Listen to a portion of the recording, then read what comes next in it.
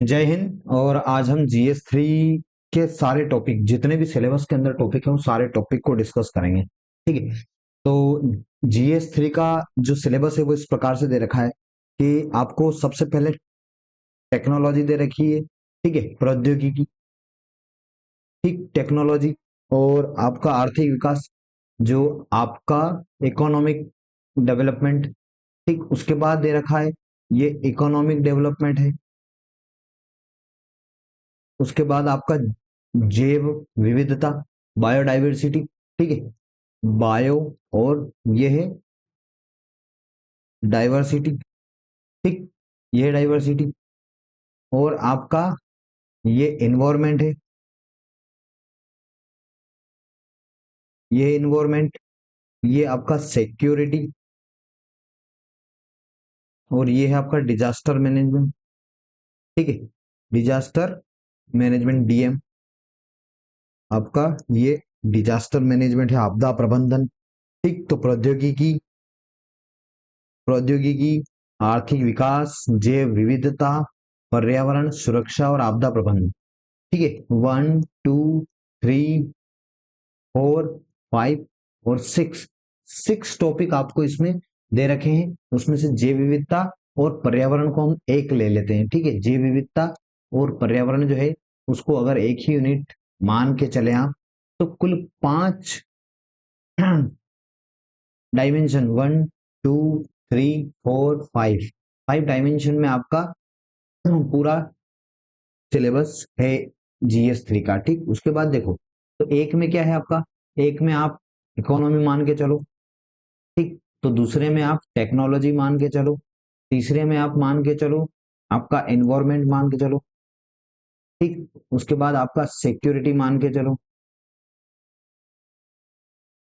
और पांचवे में आपका मान के चलो डिजास्टर मैनेजमेंट। ठीक है, तो इस प्रकार से आपका सिलेबस पूरे के पूरे डिस्क्राइब है जीएससी के अंदर, जो कि यूपीएससी ने कर रखा है। अब इसको डिटेयली आपको समझना है। ठीक, तो डिटेयली देखते हैं हम। देखो, ये आपकी 3 यूनिट जो है वो आपकी इकोनॉमी की है। ठीक, इसको डिटेयली में समझाऊंगा आगे। ठीक, और ये जो 4 यूनिट है आपकी यहां से यहां तक, ये जो 1 और 2 और 3 और 4, सॉरी, ये 4, ये 4 यूनिट, ये 4 यूनिट जो है वो एग्रीकल्चर से रिलेटेड है। अब यहां से फिर से ये इकोनॉमी शुरू हो गई, और ये निवेश मॉडल तक आपका इकोनॉमी है। तो ये एग्रीकल्चर इकोनॉमी हो गया, और ये इंडस्ट्रियल और आपका जो बुनियादी ढांचा जो है, ठीक है, आपका ट्रांसपोर्ट हो गया, आपकी एनर्जी हो गई। ठीक, तो वो सारी चीजें जो है वो यहाँ पे इकोनॉमी में यहाँ, तो 1 to 10 तक आपको यूं समझ के चलो कि इकोनॉमी के टॉपिक है, और उसमें आपके एग्रीकल्चर भी शामिल है, जो एग्रीकल्चर इकोनॉमी के रूप में आता है। ठीक, 1 to 10 तक। उसके बाद आप यहाँ देखो तो 11 11 12 13, ठीक है, ये 3 जो टॉपिक है आपके साइंस से रिलेटेड है। 14 वाला टॉपिक जो है वो एनवायरमेंट से रिलेटेड है, तो ये साइंस एंड टेक्नोलॉजी से रिलेटेड है। और ये वाला जो आपका 14 यूनिट है वो आपकी इन इन्वायरमेंट से रिलेटेड है, और आपका बायोडाइवर्सिटी से रिलेटेड है। उसके बाद आपदा प्रबंधन, ये आपदा प्रबंधन ये एक यूनिट है जो डिजास्टर मैनेजमेंट से रिलेटेड है। ठीक, और ये जो आपके पांचों यूनिट है, ठीक है, तो ये 15 हो गई। अब 16 17 18 19 और 20, ये पांचों की पांचों यूनिट जो है वो आपकी सिक्योरिटी से रिलेटेड होगी। ठीक है, तो एक एक करके उसको समझते हैं अब। ठीक, तो चलते हैं आगे। देखो, यहाँ पे पेपर देख लेते हैं, पेपर में क्वेश्चन कहाँ कहाँ से आते हैं। तो यहाँ पर इकोनॉमी का क्वेश्चन है, ये इकोनॉमी का है, ये एग्रीकल्चर इकोनॉमी का है, ये एग्रीकल्चर इकोनॉमी का है। तो 4 क्वेश्चन तो यहाँ इकोनॉमी के मिल गए आपको। एग्रीकल्चर इकोनॉमी प्लस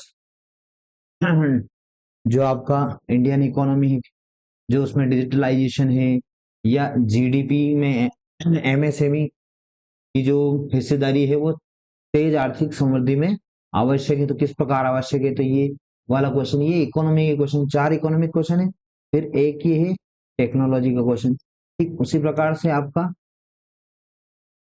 ये टेक्नोलॉजी से रिलेटेड है आपका क्वेश्चन। ठीक, फिर उसके बाद आपका डिजास्टर मैनेजमेंट से रिलेटेड है। तो टेक्नोलॉजी से 2 क्वेश्चन हो गए। ठीक, तो यहाँ लिखता चलूं मैं, इकोनॉमी से आपके 4 क्वेश्चन हुए। ठीक है, 1 से 4 तक। फिर टेक्नोलॉजी के आपके 2 क्वेश्चन हुए। ठीक, उसके बाद डिजास्टर मैनेजमेंट का 1 क्वेश्चन हुआ। फिर इन्वायरमेंट है, फिर इन्वायरमेंट है, 1 क्वेश्चन इन्वायरमेंट से है, और इंटरनल सिक्योरिटी से। तो ये इंटरनल सिक्योरिटी एक छोटा सा टॉपिक है और इससे 2 क्वेश्चन है। ठीक, तो ये 1 से 10 तक है, केवल 1 से 10 तक क्वेश्चन में ही इतना कुछ दे रखा है आपको। ठीक, उसके बाद देखो आप आगे, तो आगे आप 11 पे जाओगे तो इकोनॉमी, इकोनॉमी एग्रीकल्चर इकोनॉमी, तो 4 क्वेश्चन फिर दे रखे हैं इसमें। इसका मतलब क्या हुआ कि इधर 4+4 हो गए। ठीक है, अब टेक्नोलॉजी के कितने मिलते हैं तो ये देखते हैं। तो ये टेक्नोलॉजी का फिर 15 नंबर का क्वेश्चन फिर टेक्नोलॉजी का है, 15 नंबर का फिर क्वेश्चन टेक्नोलॉजी का है। ठीक है, तो एक क्वेश्चन हो गया ये वाला। ठीक, 15 नंबर का फिर टेक्नोलॉजी का क्वेश्चन है। उसके बाद आपका जो 16वां जो क्वेश्चन है वो फिर से टेक्नोलॉजी वाला है, तो हम फिर से टेक्नोलॉजी वाला लिख लेते हैं यहाँ पे। ठीक, तो ये टेक्नोलॉजी, तो ये 4 क्वेश्चन तो ये टेक्नोलॉजी हो गए। उसके बाद डिजास्टर मैनेजमेंट का क्वेश्चन है कि नहीं है 15 नंबर का, देखते हैं हम। ठीक, तो यहाँ नहीं है, यहाँ भी नहीं है, यहाँ भी इन्वायरमेंट के 2 क्वेश्चन है बस। ठीक, तो ये इन्वायरमेंट के 2 हो गए, और इंटरनल सिक्योरिटी के फिर से 2 क्वेश्चन हो गए। 4 क्वेश्चन तो इंटरनल सिक्योरिटी के। ठीक है, 3 क्वेश्चन इन्वायरमेंट के, 1 क्वेश्चन डिजास्टर मैनेजमेंट का, और फिर 4 क्वेश्चन टेक्नोलॉजी के, और 8 क्वेश्चन इकोनॉमी के। ठीक, तो आपका इस टाइप से पूरा का पूरा सिलेबस मैंने पेपर जो 2023 का पेपर है उसको भी आपको डिवाइड करके बता दिया है यहाँ पे। ठीक, तो हम अब चलते हैं, पेपर भी अच्छे से देख लिया आपने। ठीक है, और पेपर को और पॉज करके आप अच्छे से पढ़ लेना। ठीक, अब चलते हैं हम सिलेबस पे। देखो ये 3 यूनिट जो है ना, ये आपकी भारतीय अर्थव्यवस्था है। क्या है, भारतीय अर्थव्यवस्था में सब कुछ आ गया। आपको बैंकिंग भी पढ़ना है इसमें, आपको जो फॉरेक्स रिजर्व है, या आपका जो कैपिटल है मार्केट आपका, सारी चीजें इसमें पढ़ना है। ठीक, उसके बाद ये सस्टेनेबल डेवलपमेंट। ठीक, और इनसे उत्पन्न विषय, जो भी सस्टेनेबल डेवलपमेंट है उससे क्या क्या आपके सब्जेक्ट जो है वो आ रहे हैं इसमें, वो सारी चीज पढ़ना है। और सरकारी बजट। ठीक है, तो इसमें राजस्व घाटा क्या होता है। ठीक है जो आपके पूंजीगत व्यय, वो सारी मतलब सरकारी बजट जो भी है कि भैया वो सरकारी बजट को कैसे पेश किया जाता है, और बजट में जो आपके अनुदान राशि कैसे निकाली जाती है, वो सारी चीज जो है वो बजट का पूरा व्यू जो है वो आपको इकोनॉमी के अंदर भी मिलेगा, और वो आपको पॉलिटी के अंदर भी मिलेगा। और दोनों और क्वेश्चन मिलेंगे, उसमें भी क्वेश्चन मिलेंगे, इसमें भी क्वेश्चन मिलेंगे, दोनों में क्वेश्चन मिलेंगे। ठीक, उसके बाद हम चलते हैं, आपके 3 टॉपिक जो है वो इकोनॉमी से हो गए। ये तीनों टॉपिक जो है वो आपके इकोनॉमी से है। ठीक, उसके बाद आपके जो अगले टॉपिक हैं वो एग्रीकल्चर इकोनॉमी से है। ये एग्रीकल्चर इकोनॉमी से हैं।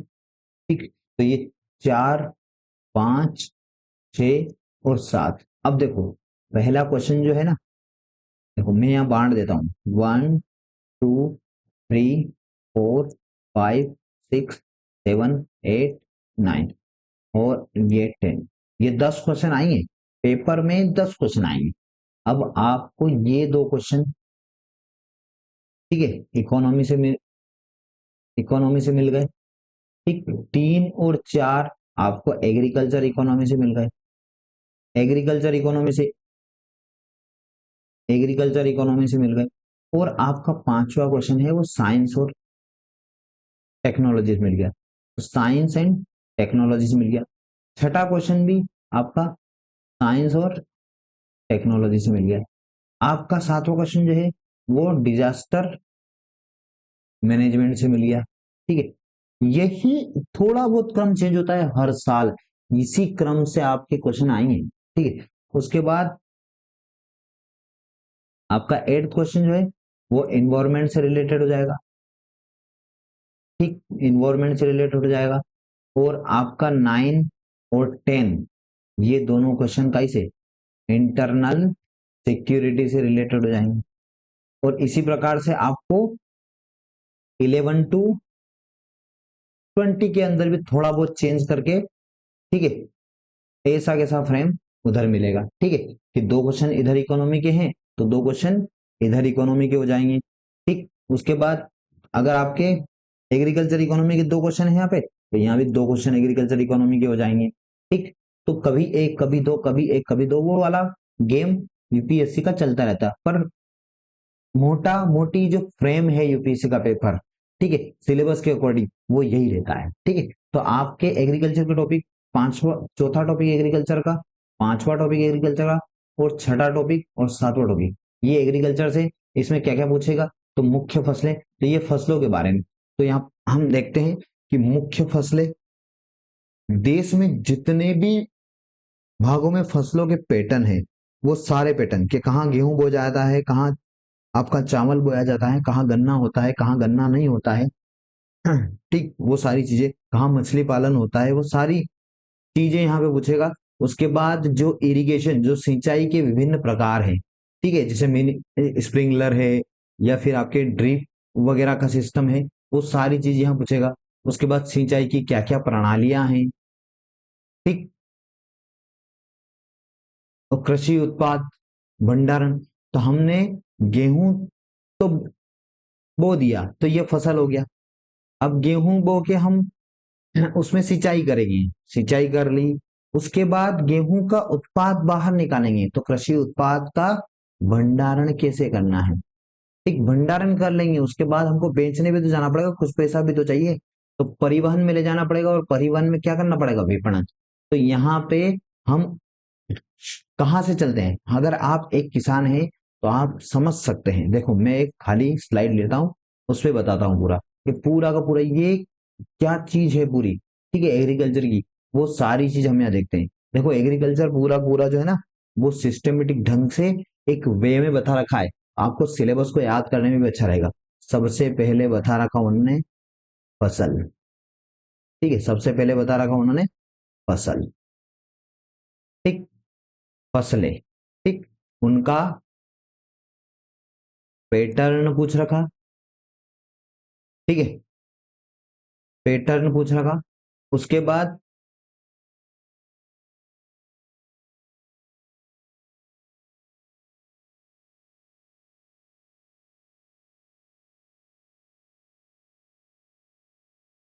पैटर्न पूछ रखा, उसके बाद आपका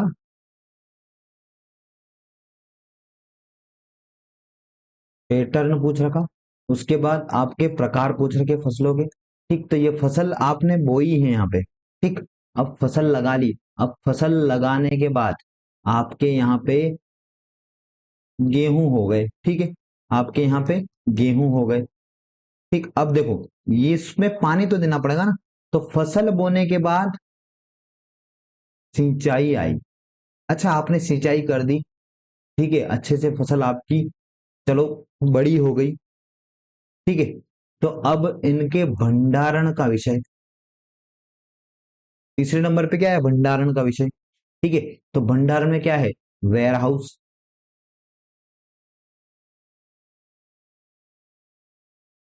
वेयर हाउस आ गया। ठीक, उसके बाद चौथे नंबर पे, भैया हम भंडारण कर लिया हमने, अब पैसा भी तो चाहिए, तो ये परिवहन, तो परिवहन के साधन क्या है, ठीक है, ताकि फसल हमारी सड़े गले नहीं, ठीक है, और जल्दी से वो मंडी पहुंच जाए। फिर उसके बाद परिवहन हो गया, हम यहाँ से ट्रॉली में भर के मंडी ले गए, तो मंडी में क्या होगा, विपणन बाजार। तो विपणन बाजार में क्या आएगा? विपणन बाजार में एपीएमसी मंडिया, एपीएमसी मंडी, इसके बारे में पढ़ना है। ठीक है, भंडारण के बारे में पढ़ना है, सिंचाई इरिगेशन, इसके प्रकार और जो सिंचाई की प्रणाली प्रणाली कि किसमें पानी कम बर्बाद होगा वैसी सिंचाई करें आजकल। जैसे जो टपक विधि आ गई है आपकी, मिनी स्प्रिंकलर चल गए हैं, छोटे वाले स्प्रिंकलर। ठीक है, उनसे पानी की बहुत ज्यादा बचत होती है। देखो परिवहन तक पहुंच गए थे, विपणन आ गया था, एपीएमसी मंडी आ गई। अब एपीएमसी मंडी आ गई।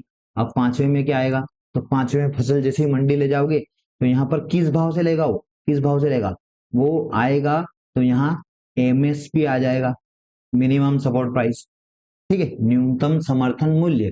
ठीक, उसके बाद ये एमएसपी हो गया तो ये पीडीएस हो जाएगा।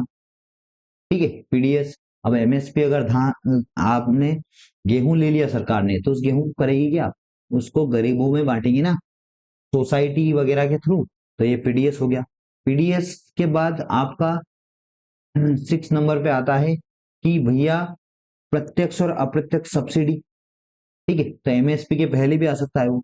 तो आप 6 नंबर पे अगर इसको रखो तो 5 नंबर पे क्या होगा? आपकी डायरेक्ट और इनडायरेक्ट सब्सिडी आ जाएगी। पहले सब्सिडी आ जाएगी, इनडायरेक्ट इनडायरेक्ट सब्सिडी। फिर एमएसपी 6 नंबर पे आ जाएगी। फिर 7वें नंबर पे आएगा आपका, क्या आ जाएगा? अब गेहूं बेच दिया है गेहूं किसान ने, अब गरीब ने खरीद लिया है, तो गेहूं का कुछ और उपयोग होगा, मक्के का कुछ और उपयोग होगा। तो मान के चलो कि बिस्किट बना लिए। ठीक है, ये बिस्किट बना लिए आपने, इसका मतलब क्या हुआ? इस बिस्किट, तो ये प्रसंस्करण उद्योग, ये प्रसंस्करण उद्योग हो गया। ठीक, तो ये पूरी की पूरी मैंने कहानी समझा दी आपको, 1 से लेकर के 7 8 पॉइंट तक ये पूरी कहानी समझा दी। आपको इससे एग्रीकल्चर का पूरा सिलेबस याद हो जाएगा, चारों के चारों पॉइंट। ठीक, और याद करना बहुत जरूरी है सिलेबस। हमेशा आप ध्यान रखना, अपने टेबल पे सिलेबस होना चाहिए और पूरी तरीके से याद होना चाहिए आपको। ठीक है, अब देखो यहाँ पे ये पूरा का पूरा मुख्य फसलें हो गई, देश के विभिन्न भागों में फसलों का पैटर्न हो गया, सिंचाई के विभिन्न प्रकार हो गए, सिंचाई प्रणालियां हो गई, कृषि उत्पाद हो गए, एवं भंडारण हो गया, परिवहन मैंने समझाया, विपणन मैंने समझाया, संबंधित विषय समझाए। अब भैया विपणन में आने वाली बाधाएं, विपणन में क्या क्या संबंधित विषय है विपणन के। ठीक है, किसानों की सहायता के लिए ई प्रौद्योगिकी, आपका ई नाम वगैरह जो आजकल नए डेवलपमेंट हुए हैं सरकार के, प्रत्यक्ष और अप्रत्यक्ष कृषि सहायता, जो सब्सिडी मिल रही है, प्रत्यक्ष सब्सिडी, तो न्यूनतम समर्थन मूल्य एमएसपी मैंने बताया अभी। ठीक, एमएसपी। उसके बाद क्या आया था? उस पे बाद जन वितरण प्रणाली, मैंने पीडीएस बताया, वही पीडीएस इंग्लिश में होता है, इसका शॉर्ट फॉर्म जन वितरण प्रणाली का।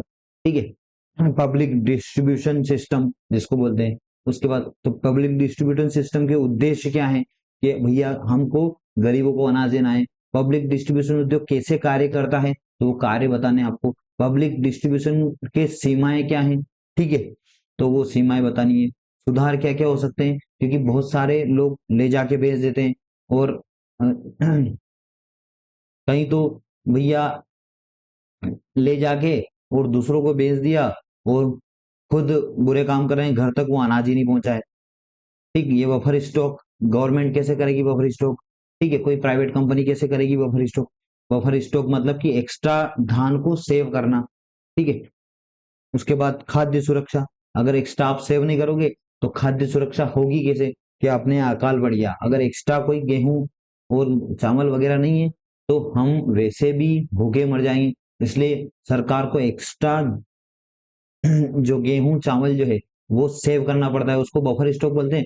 और उसी अगर बफर स्टॉक ज्यादा होगा तो खाद्य सुरक्षा भी बची रहेगी हमारी। ठीक, संबंधित विषय जो प्रौद्योगिकी है। ठीक है, बफर स्टॉक के अंदर जो प्रौद्योगिकी है खाद्य सुरक्षा के अंदर। उसके बाद पशुपालन का अर्थशास्त्र, पूरा का पूरा पशुपालन। पशुपालन में आपका गाय पालन है, भैंस पालन है, आपका मुर्गी पालन है, मछली पालन है। तो मछली पालन कैसे होता है, मछली पालन की क्या क्या समस्याएं हैं, आपके मुर्गी पालन की क्या क्या समस्याएं हैं, वो सारी चीज इसमें वो यहाँ पे यूपीएससी ने दे रखी है। उसके बाद भारत में खाद्य प्रसंस्करण, मैंने बताया अब कि अब गेहूं आ गया, सब आ गया, अब आप गेहूं से बिस्किट बना लो। ठीक, तो गेहूं के से जो बिस्किट बना रहे हैं तो उनके उद्योग कैसे काम कर रहे हैं। बिस्किट ही नहीं है, बहुत सारी चीजें आपकी प्रसंस्करण, खाद्य प्रसंस्करण में बन रही है कि आपके कई सारी चीजें आपकी आ रही है। ठीक है, कि वो अब कार्य क्षेत्र, ठीक है, महत्व, उन उद्योगों के महत्व बताइए, स्थान बताइए, ऊपरी और नीचे की अपेक्षाएं बताइए। ठीक, उसके बाद आपूर्ति श्रृंखला प्रबंधन, जो आपकी सप्लाई चेन है, उस सप्लाई चेन में मैनेजमेंट कैसा है वो। उसके बाद भूमि सुधार, ठीक है, जो विनोबा भावे ने भूमि सुधार में अच्छा योगदान किया और उन्होंने भी भूमि दान करवाई और उन्होंने भी दान दी, तो वैसे काम है। ठीक है, और भूमि दान, भूमि सुधार से ही वो केशवानंद भारती केस उठ के आया था पूरा पूरा। अब देखो यहाँ पे 7 हो गया आपका। 7 के बाद आपका टॉपिक आता है 8, 9, 10, तो फिर से इकोनॉमी आ गया है। ठीक है, तो ये इंडस्ट्रियल इकोनॉमी टाइप से है कि आपको इंडस्ट्री उदारीकरण बताना है, उदारीकरण, वैश्वीकरण, भूमंडलीकरण। ठीक है, तो ये सारी चीजें हुई थी 1991 में, जब मनमोहन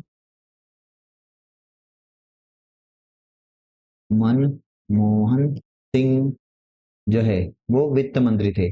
तब हमारे इकोनॉमिक क्राइसिस आ गया था और हमारे यहाँ फॉरेक्स रिजर्व बहुत कम बचा था, तो उन्होंने नई पॉलिसी लेके आए थे, औद्योगिक की नई पॉलिसी लेके आए थे, जिसमें उदारीकरण किया था, भूमंडलीकरण और आपका वैश्वीकरण। उन्होंने ये सारी नीतियां अपनाई थी, उसको औद्योगिक नीति बोलते हैं। उस औद्योगिक नीति से जो परिवर्तन, आज जो परिवर्तन हो रहा और जो उसमें सुधार हुए हैं और उसमें कुछ समस्याएं वो आपको बतानी है। तो औद्योगिक नीति में परिवर्तन, ये सारा सिलेबस आपको यूपीएससी ने यहाँ दे रखा है इसका।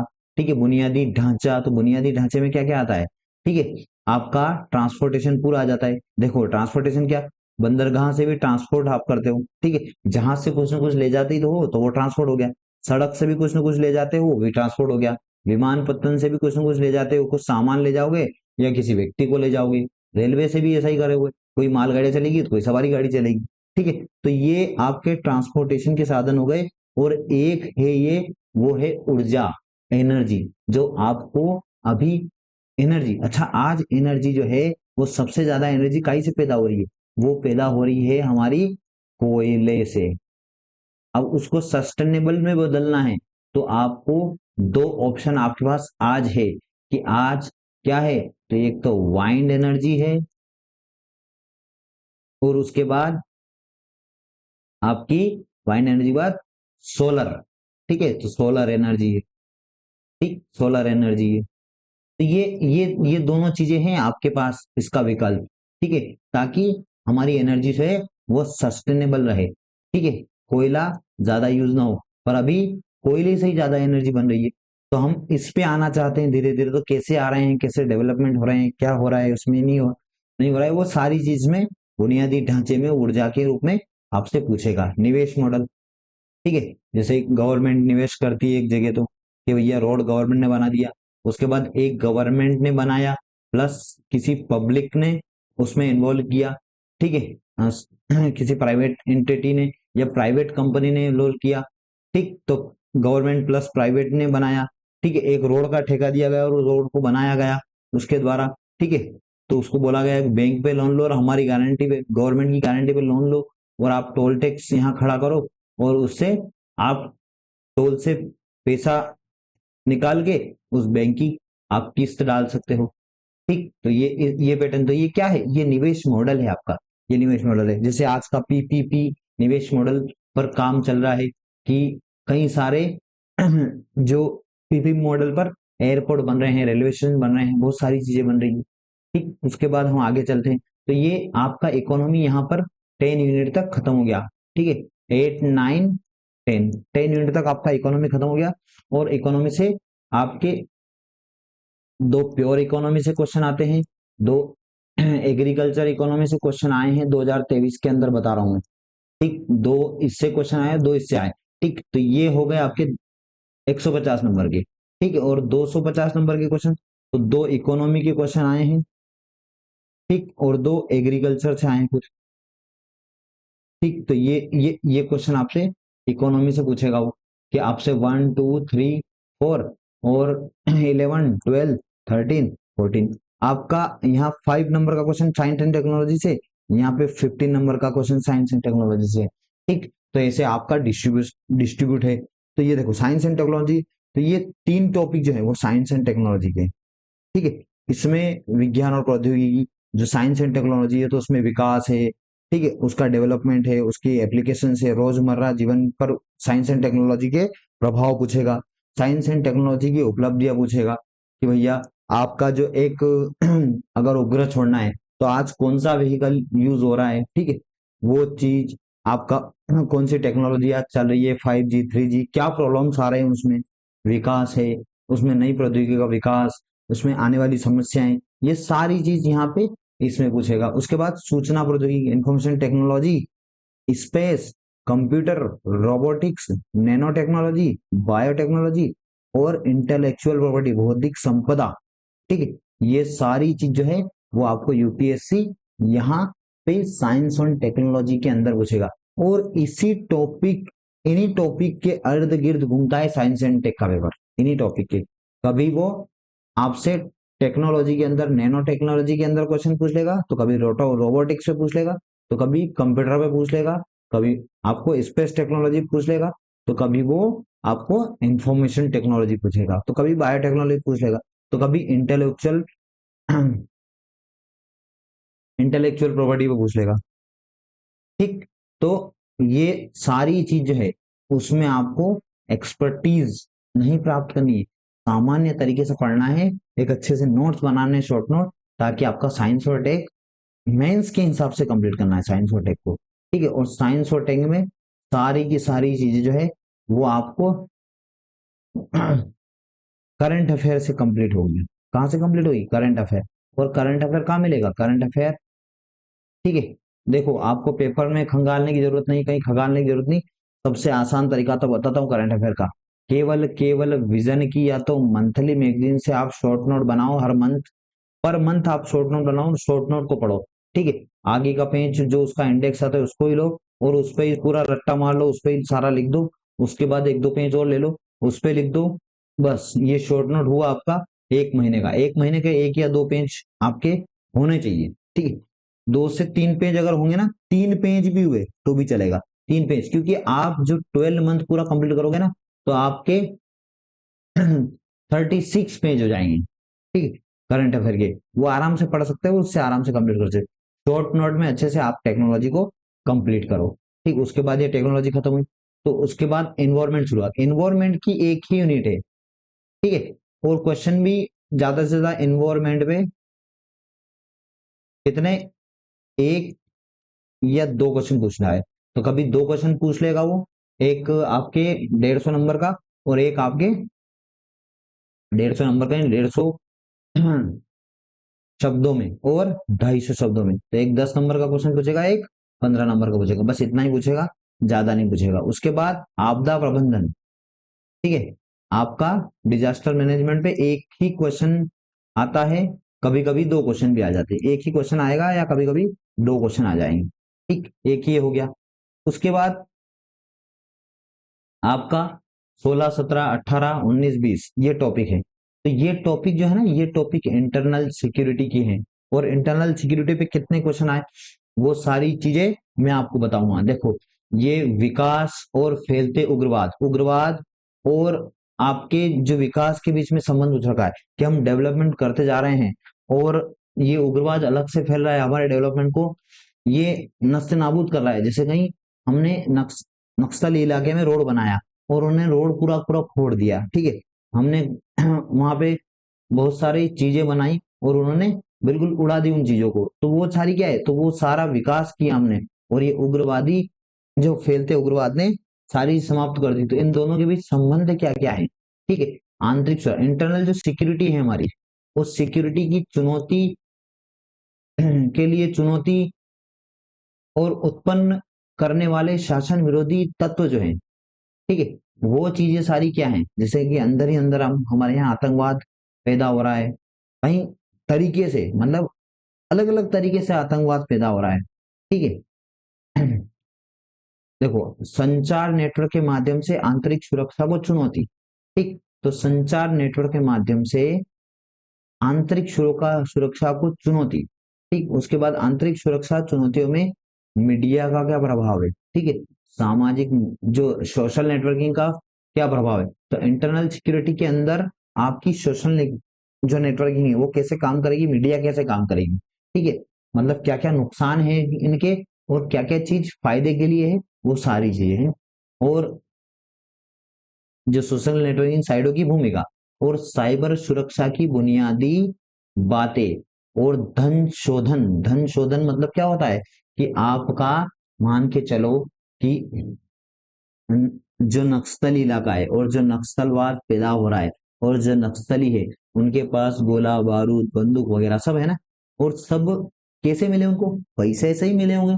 और तो उनको किसी ने पैसा फंड तो किया होगा ना, तो वो धन शोधन के जो साधन है वो पहले नस्ते नाबूद करने हैं। ठीक है, उसके बाद जो धन शोधन में जो हमारे गवर्नमेंट के अंदर जो त्रुटियां चल रही है, जो मिस्टेक्स हैं, ठीक है, कई सारे लोग उनका सपोर्ट कर रहे हैं। ठीक है, उसमें राजनेता भी हो सकते हैं, उसमें अधिकारी भी हो सकते हैं, उसमें आम लोग भी हो सकते हैं, कोई भी हो सकता है, आप किसी का नहीं बोल सकते हो। ठीक है, तो वो सारी चीज जो है वो कि यहाँ धन शोधन जो है में लीकेज का कारण बन रही है। लीकेज कैसे हो रहा है, ये चीजें लीकेज कैसे हो रही है। ठीक, उसके बाद ये देखो, इसे रोकना। ठीक है, इस जो धन शोधन का जो चैलेंज है हमारे पास, उस चैलेंज को रोकना, वो कैसे, आप सुझाव दो उस पर। ठीक है, तो इसके बारे में क्वेश्चन पूछ सकता है। उसके बाद सीमावर्ती क्षेत्रों में सुरक्षा चुनौतियां, उनका प्रबंधन, जो सीमावर्ती क्षेत्र है जैसे कि पाकिस्तान की सीमा हो गई, चीन की सीमा हो गई आपकी, तो वो सारी चीज जो है वो उनके लिए सुरक्षा है, चुनौतियां हैं, उनका प्रबंधन कैसे करना है।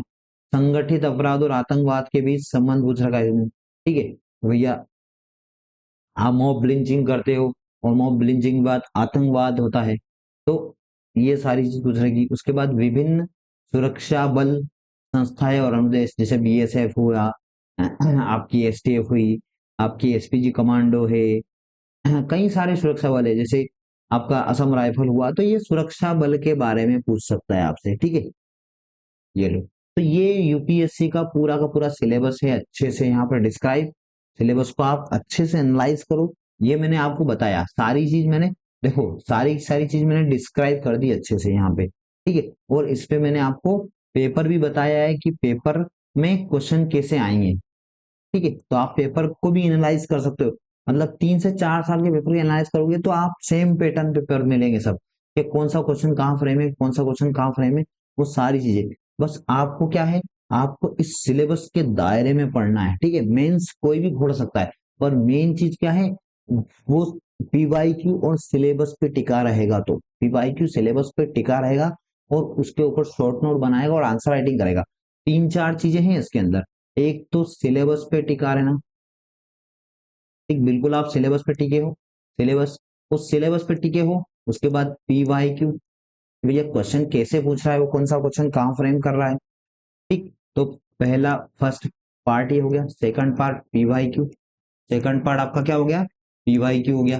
ठीक, उसके बाद पीवाईक्यू के बाद आप क्या कर रहे हो, आप शॉर्ट नोट पर काम कर रहे हो, शॉर्ट नोट पर काम कर रहे हो। ठीक, तो आपने शॉर्ट नोट बनाया, तो तीसरा काम क्या हो गया आपका, शॉर्ट नोट का हो गया।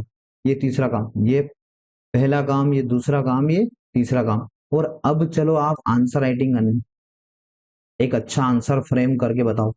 ठीक है, एक अच्छा आंसर फ्रेम करके बताओ। आंसर में भी इंट्रो, ठीक है, बॉडी, कंक्लूजन, ठीक है, ये चीजें होना चाहिए। ठीक, तो कैसे इंट्रो लिखोगे आप, ठीक है, कैसे उसी क्वेश्चन का आंसर होना चाहिए। ठीक है, मेरे को कोई पूछता है कि भैया क्वेश्चन का आंसर, मेरे को बहुत सारे, मैं ऑफलाइन कोचिंग लेता हूँ, तो बहुत सारे बच्चे पूछते हैं एक अच्छा आंसर कैसा होता है, तो मैं क्या बताता हूँ उनको कि भैया उसी क्वेश्चन का आंसर वो अच्छा आंसर होगा। ठीक है, केवल इतना ध्यान रखो कि उसी क्वेश्चन का आंसर हो, उसमें इर्द गिर्द वाली बातें न करें आप, और बिल्कुल सटीक तौर पे क्वेश्चन लिखेंगे तो आपको अच्छे नंबर मिलेंगे। ठीक है, तो आज के लिए इतना ही। मैंने पूरा का पूरा आपसे यहाँ सिलेबस अच्छे से एनालाइज करवाया है और अच्छे से मैंने क्वेश्चन पेपर भी बता दिया आपको। Thank you.